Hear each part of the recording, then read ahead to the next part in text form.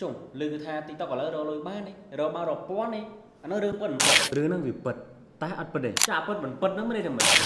កុំតន់តណាឥឡូវស្ដាប់គ្នាសិនមកចម្លើយដែលពិតនោះគឺ TikTok ពិតជាអាចរកលុយបានហើយចម្លើយដែលមិនពិតនោះគឺมันបានរកបាន full option ទេពុកម៉ែបងប្អូនទាំងអស់គ្នាដែល option full របស់គេនេះគឺមានច្រើនមែនតើមានតាមរយៈការ subscribe មានតាមរយៈការ send coin មានតាមរយៈការ send star មានតាមរយៈការ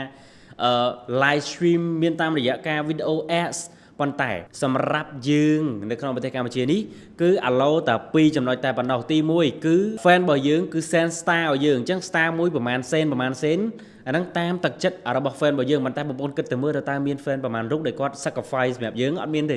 វាតិចមែនតើកម្រមែនតើបងប្អូនកម្រមែនតើទី2គឺពាណិជ្ជកម្មលោតនៅលើ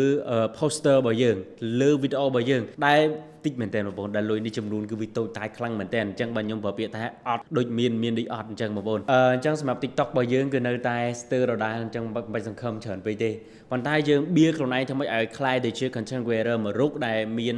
platform ដែលធំចំនួន follower ដែល increase វា up always និយាយទៅគឺ increase រហូតតែម្ដងដើម្បីឲ្យវាកាន់តែ be bigger អញ្ចឹងណាបងប្អូនដើម្បីគេនៅពេលដែលយើងទទួលបាន full option ពី TikTok គឺយើងមានធនធានក្នុងដៃទាំងអស់ប៉ុន្តែមិនដឹងថាខែណាឆ្នាំណាទើបទទួលបាន option ទាំងអស់នេះទេអញ្ចឹងទៅជាមួយនឹងបច្ចេកវិទ្យាឬក៏ភាសាអង់គ្លេសដែលបងប្អូនមាន concern quarrel comment below